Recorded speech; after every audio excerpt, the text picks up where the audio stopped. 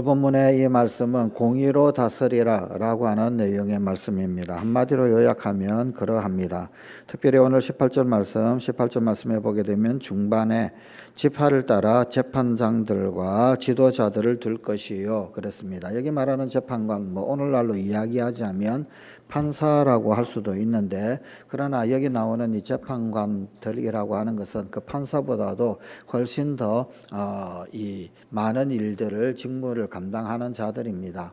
성경에 나오는 재판관 중에서 이제 제일 유명한 재판관들은 사사죠. 사사를 다른 말로 판관이라고 하기도 합니다. 당시에 이제 사사는 판단을 하는 그런 사람이기도 하지만 백성들의 지도자라고 하는 그런 의미로 쓰였습니다. 그래서 행정적인 지도를 할 뿐만 아니라 또한 어떤 재판 그런 부분들의 사법의 판단을 함께 하기도 하는 그런 자였었습니다. 뿐만 아니라 제사장들이 어떤 큰 역할을 제대로 잘 감당하기 전 그런 어떤 부분이다라고 한다면은 거기에는 어떤 영적인 어떤 그런 지도까지도 감당을 하기도 하곤 했었지요. 하여간 어떤 그런 재판관을 이야기를 합니다. 그래서 지도자다라고 좀 볼 수가 있고요. 그 다음에 또 이제 재판장들과 지도자들을 둘 것이요 그랬죠. 여기 이제 지도자들은 이 재판장들을 돕는 그런 어떤 소위 행정직쯤 될까요? 그런 어떤 지도자들인 듯합니다. 그런데 이런 지도자들에 대하여서 하나님께서 요구하신 것이 뭐냐? 18절 제일 하반절에 보면 그들은 공의로 백성을 재판할 것이요. 그들에게 하나님 요구하신 것은 공의다. 즉 지도자들의 가장 중요한 책임이 바로 공의다라고 하는 것을 이야기하고 있는 말씀입니다. 20절 말씀 가운데서도 너는 마땅히 공의만을 따르라 그랬어요. 마땅히 공의만을 따르라. 강조해서 공의를 우리에게 요청하고 있는 말씀입니다. 이 공의라고 하는 것 히브리어로 ጼ데크 혹은 아니면 체데크라고 그럽니다. 그런데 보통 성경에는 공의 혹은 아니면 의라고 이렇게 번역이 되어져 있습니다. 이 의라고 하는 이 말 구분 것이 없이 곱고 공정한 하나님의 어떤 선물, 하나님의 성품, 이걸 체데크라고 그래요. 구분 것이 없고 아주 고든 그러면서 공정한 하나님의 성품을 이야기할 때 이 체데크라고 하는 그런 말을 사용을 합니다. 즉 하나님이 체덱하신 분이니까 그러니까 너희도 공의만을 따르라 라고 말씀하고 있는 겁니다. 하나님은 공의의 하나님이시다. 그 하나님 다스리는 나라는 공의로운 나라다. 그러므로 너희는 공의로워야 한다 라고 하는 것이 바로 이 공의만을 행하라, 또 공의로 재판하라 라고 하는 그런 말씀입니다. 자, 그런데 우리로 하여금 공의롭게 하지 못하게 만드는 요소들이 있습니다. 어떻게 하면은 공의를 따를 수 있을까? 도대체 어떤 것들이 우리를 이 체데크의 하나님, 의로우신 하나님, 그 의로운 하나님 나라의 백성답게 만드는 것을 방해하고 있는 것이 도대체 어떤 것일까라는 겁니다. 그런 것들을 하지 않으면 우리는 공의를 따를 수 있게 되겠지요, 그죠? 자, 첫 번째로 이 공의로운 판단 혹은 공의로 다스림, 이것에 대한 장애물 첫 번째가 뭐냐면요, 19절 말씀, 너는 재판을 굽게 하지 말며 사람을 외모로 보지 말며 라고 그랬습니다. 외모로 보지 말라, 재판을 굽게 하지 말라라는 것을 설명을 하면서 사람을 외모로 보지 말라, 즉 외양적 편견, 공의를 방해하는 방해물, 외양적 편견입니다. 이 사람은 좀 외모로 보기 쉬운 그런 어떤 약점들이 있습니다. 이를테면은 우리도 아주 전통적으로 신언섭판이라고 그러잖아요. 사람을 이렇게 판단을 하는데 심지어 어떤 관리직에 등용을 함에 있어서도 신언서판을 본다는 거예요. 뭘 말하느냐니까 몸 보는 거고요. 말을 어떻게 하느냐. 몸은 사실은 이제 거의 태도를 보는 거죠. 자세, 태도 이런 거를 보는 거고요. 말을 보는 겁니다. 그리고 글씨를 보는 거죠. 그래서 사실은 요즘 이 우리 자녀들은 또 지금 학교 다니는 학생들은 정말 글씨를 잘 못 쓰는 것 같아요. 그냥 거의 글씨가 엉망진창인 것 같아요. 예. 하도 이 자판문화다 보니까 그런 것 같고, 이 글씨 쓰기를 그렇게 옛날만큼 가르치지를 않는 것 같습니다. 그런데 여러분 이거 참 조심해야 합니다. 지금 학교에서 디지털 교육을 하니 어쩌니 저쩌니 그러는데 여러분 그거 착각하면은 안 될 것 같아요. 디지털 교육하고 AI 교육한다고 해가지고 교육 수준이 높아지거나 절대로 그렇지 않을 겁니다. 절대로. 예. 아주 단순한 예로는요. 제가 전자책을 읽어보니까 읽을 게 별 못 돼요. 이게 그거는 목사님의 개인적인 경험이죠. 이러면은 또 할 말이 없기는 한데, 종이책 읽는 것하고요, 전자책 읽는 것하고요, 차이가 엄청나게 납니다. 집중력 차이도 다르고요, 예, 이 피곤함도 다르고요. 물론 이제 책 읽는 것도 피곤하긴 한 건데, 전자책 보는 게 훨씬 더 피곤합니다. 그 다음에 정리가 제대로 잘 안 됩니다. 예, 재작년인가? 한 2, 3년 전에 우리나라에 이제 좀 약간 이제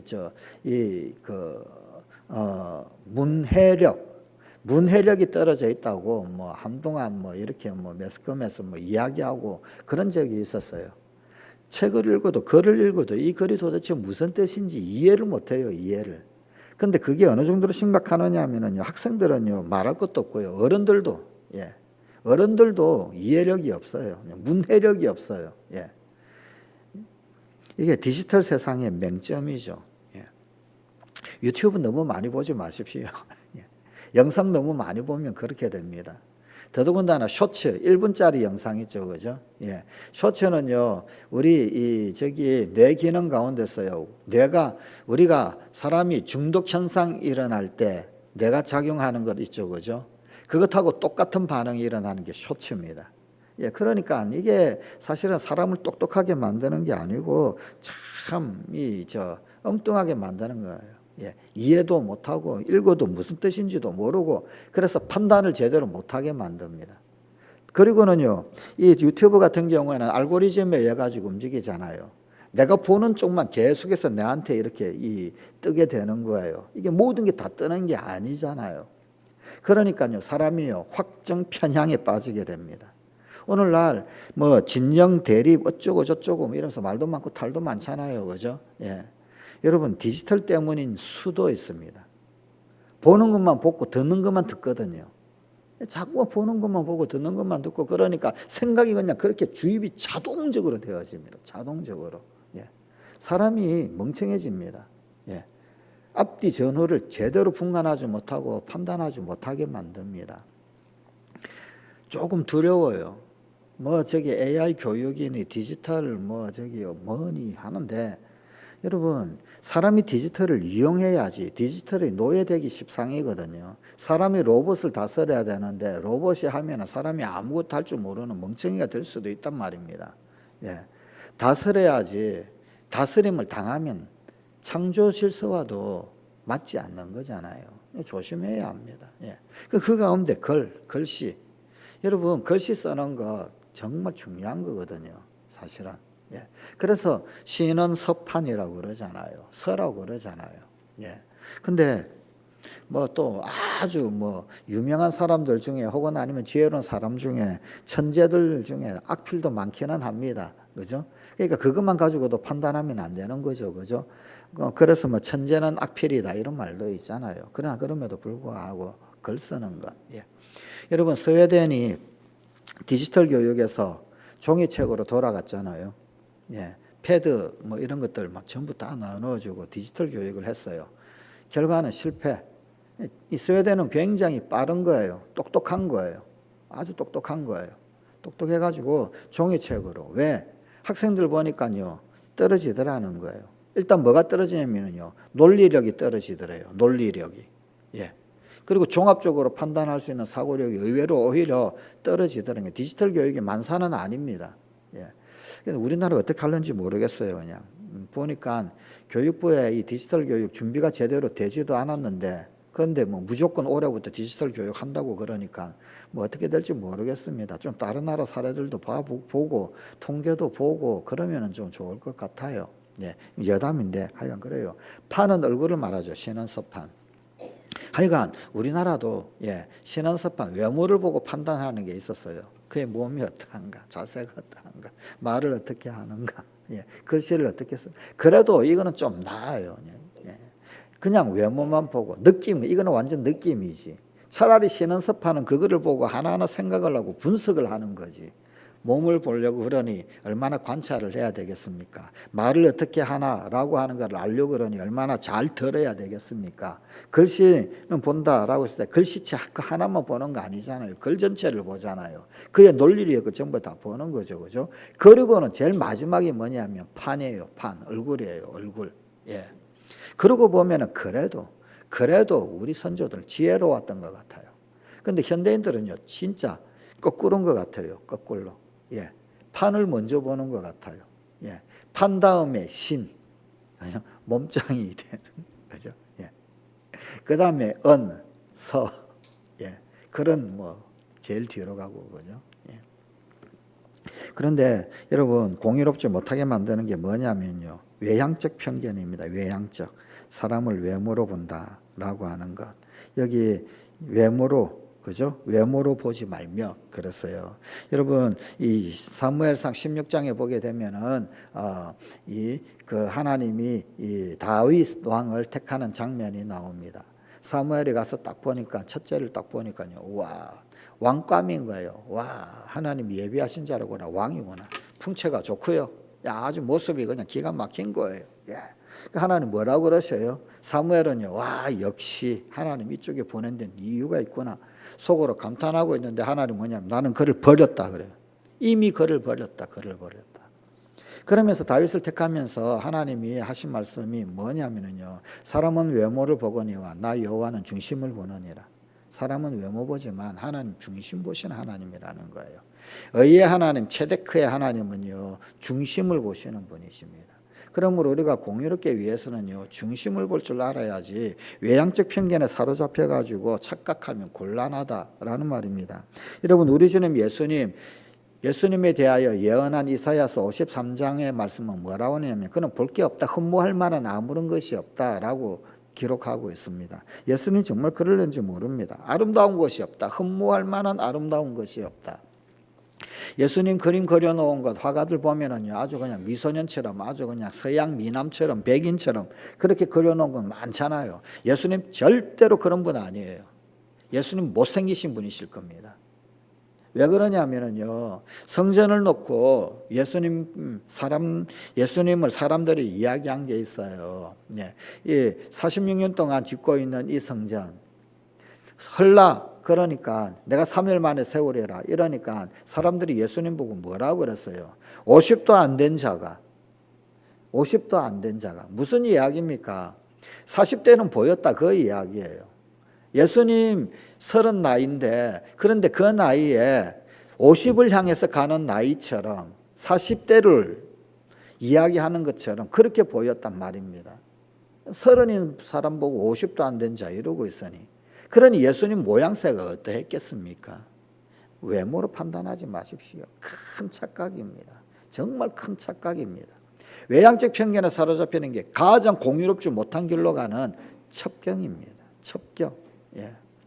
여러분 사도 바울은 어떻게 생겼을까요? 바울과 테크라 행전이라고 하는 외경이 있어요. 이건 성경은 아닙니다. 외경인데 그런데 여기에 이 바울과 테크라 행전이라고 하는 여기에 보게 되면은 바울을 소개해 놓은 바울의 그 모양새를 소개해 놓은 그런 글들이 있어요. 거기에 보게 되면은요 키는 작다. 예. 그리고 키가 작고 대머리다. 라고 기록되어져 있고요. 안장다리다 라고 기록이 되어져 있습니다. 눈썹은 굵고 코는 매부리 코라고 그렇게 소개가 되어져 있습니다. 볼품으로 본다면은요 예수님만큼이나 이 바울 엉망진창인 거죠. 엉망진창. 예. 오죽하면 고린도 교인들이 바울을 폄훼를 했겠습니까? 그의 그런 힘이 있는데 만나서 보면은요 아주 그냥 볼 거 없다고. 외향적 편견, 공의를 허물어뜨리는 첫 번째 방해물입니다. 또 있어요. 또 두 번째 19절 말씀 중반 부분 또 뇌물을 받지 말라. 뇌물은 지혜자의 눈을 어둡게 하고 의인의 말을 굽게 하느니라. 뇌물입니다. 뇌물의 영향. 이 뇌물의 영향이 공의를 어둡게 만들어 버립니다. 공의롭지 못하게 만들어 버립니다. 여러분 사무엘도요. 사무엘 그 아들들이 여러분 참 뇌물을 받아 먹었어요. 사무엘상 말씀에 보게 되면은 이익을 따라서 뇌물을 받고 판결을 굽게 했다. 사무엘의 아들들이. 야, 대선지자 사무엘 아들도 그러한 거예요. 그 정도로 뇌물은 우리 주변에 혹하게 만드는 그런 아주 곁에 있는 가까이에 있는 그런 요소입니다. 예.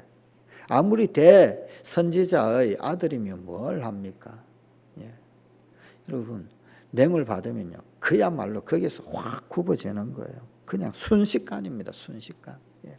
우리 잠언 15장 27절 말씀 한번 잠깐 살펴보실까요? 잠언 15장 27절 함께 한번 같이 읽어보십시다. 잠언 15장 27절 말씀입니다. 27절. 제가 가지고 있는 성경은 926면입니다. 잠언 15장 27절 함께 한번 같이 읽어보십시다. 시작. 이익을 탐하는 자는 자기 집을 해롭게 하나 뇌물을 싫어하는 자는 살게 되느니라. 뇌물을 싫어하는 자가 살게 됩니다. 그럴 수밖에 없어요. 영적으로도 그러합니다. 하나님은 체데크의 하나님이시니까. 체데크의 하나님이시니까. 뇌물을 싫어하는 자는 살게 된다. 살게 된다. 예. 여러분, 거꾸로 이야기하면 어떻게 됩니까? 예. 죽는 자들은요, 뇌물 좋아해서 그런 거예요. 뇌물 좋아해서.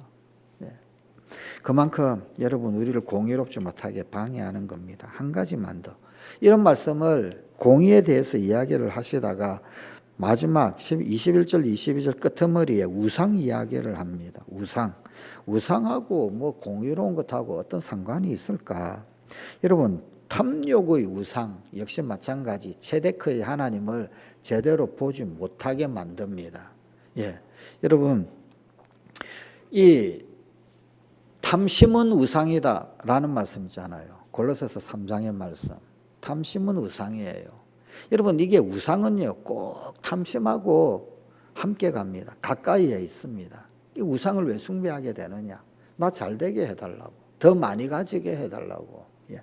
여기 본문에 나오는 거는요, 보면은 이 아세라가 나옵니다. 사실은 바알과 아세라가 같이 쌍으로 움직이죠. 예. 오늘 본문 21절 말씀에 보게 되면은 어떤 나무로든지 아세라 상을 세우지 말며 그랬어요. 또 22절에 자기를 위하여 주상을 세우지 말라. 여신이에요. 가나안 땅에 남신과 여신, 부부신이 있는데 바알은 남신, 아세라는 여신입니다. 바알은 하늘을 관장하고 비를 관장하고 씨를 관장합니다. 예, 생식을 관장하는 신. 예, 그게 바알. 예. 그러면 하늘에서 비를 내려주면은요, 돼지는 돼지는 그 비를 머금고 그 다음에 거기서 소출을 내잖아요. 그 여신이 바로 아세라 신이에요. 예, 이 풍요의 신. 예, 소출의 신, 예, 남신과 여신의 그런 교접 관계에 의해서 땅에 풍년이 온다 이런 식으로 이야기하는 게 가나안입니다. 근데 더 많이 가지려고, 더 많이 얻으려고 그러면은요, 더 많이 바알에게 빌어야 되고, 더 많이 아세라에게 빌어야 되고 그렇게 되는 겁니다. 골로새서 말씀에 탐심은 우상 숭배다라고 한 말이 결코 틀리지 않습니다. 그죠? 우리가 우상을 찾게 되는 것 사실은요, 그 밑에 그 근원적인 그런 이 이유를 보면은요, 탐심이 도사리고 있죠. 그죠? 예. 더 많이. 내가 더 잘 되고, 내가 더 어떻게 되고, 예. 탐욕의 우상. 그죠? 예. 탐욕의 우상. 예. 여러분, 사실 모든 우상은 가만 보면요, 탐욕의 발현입니다. 그 탐욕이 발현된 것, 그게 우상입니다. 그죠? 예. 뭐, 재물, 성공, 그냥 재물만을 바라고, 성공만을 바라고, 성공에만 집착을 하고, 뭐 이런 것들. 그죠? 그런 것들. 예. 여러분, 재물을 우리가 다스려야지. 재물에 다스림을 당하면 안 되는 거예요. 재물 그 자체 그거에 악은 아니에요. 근데 재물이 노예가 되는 것, 그게 죄입니다. 그죠? 성공, 여러분 성공하면 좋은 거죠. 괜찮죠. 그 성공해서 하나님 영화롭게 할 수 있는 그 길을 간다면은 성공해야죠. 그런데 여러분 성공 그 자체에 집착을 하게 되고 성공 그 자체가 목표가 되고 그래서 성공에 매달리게 되어지면 그건 우상이 된단 말입니다. 예. 여러분 이 우상이 되느냐 그렇지 않느냐 정말 종이 한 장 차이입니다. 종이 한 장 차이. 예. 내가 거기에 집착을 하느냐. 그래서 다스리느냐 다스림을 받느냐 그 차이인 거죠. 예. 그런데요. 여러분 모든 반짝이는 것은요. 사람을 다스리기가 쉽습니다. 모든 반짝이는 것은 순식간에 우리를 다스리기가 쉽습니다. 그 반짝이는 것의 종이 되기 쉽습니다. 사람이. 그러지 말아야 합니다. 예. 그 반짝이는 것 거기에 미혹되면요. 공이고 뭐고 다 없어지는 거예요. 다 없어지는 거예요. 그래서 여기 우상이 나오는 거예요. 사실은 우상의 그 근저는 뭐예요? 탐욕이에요. 탐욕. 예. 탐욕. 사실 뇌물도 알고 보면 그런 것 같아요. 탐욕이 발동하니까 자꾸 뇌물을 받게 되어지는 거지. 하나님의 나라는 공의로운 나라입니다. 그래서 여러분 공의를 실현해야 합니다. 하나님은 츠데크의 하나님, 체데크의 하나님. 예. 그러니까 하나님 백성 우리 역시 체데크해야 합니다. 하나님 나라는 공의로운 나라다. 그러므로 내가 사는 나라도 공의로워야 하는 겁니다. 오늘 공의를 따라서 살라. 약속의 땅 가나안 땅에 들어가면 너희는 공의를 따라 살아야 한다. 라고 우리에게 말씀해 주고 있습니다. 여러분 6월절부터 77절 초막절 1년의 삶 그 모든 삶이 감사의 삶이어야 합니다. 그리고 그 모든 삶을 살아가게 만드는 터전은 공의로운 삶이어야 합니다. 공의로운 나라가 되어야 하고 공의로운 사회가 되어야 하고 공의로운 지도자들이 되어야 합니다. 왜? 하나님은 체데크의 하나님이시기 때문에 의의 하나님이시기 때문에 하나님의 나라는 의의 나라이기 때문에 그러므로 우리가 살아가는 이 세상도 체데크를 실천하면서 사는 우리여야 합니다. 공의를 따라 사는 우리 성관가족이 되십시다. 기도하시겠습니다. 아버지 하나님, 새해 첫 번째 말씀, 우리가 살아야 할 삶의 터전, 우리가 살아야 할 나라, 우리가 살아야 할 사회가 어떤 것인지 분부하시는 말씀을 듣습니다. 공의로우신 하나님, 그러므로 우리도 공의로운 백성 되는 우리 성관 가족들 되게 하여 주시옵소서. 지금은 우리 주 예수 그리스도의 은혜와 아버지 하나님의 지극하신 사랑과 성령의 감화, 감동, 교통, 위로, 치유, 회복해 하심이 우리 사랑하는 모든 성관 가족들, 특별히 우리 성광의 모든 젊은이와 자녀손들 가운데 함께 하시기를 축원하옵나이다.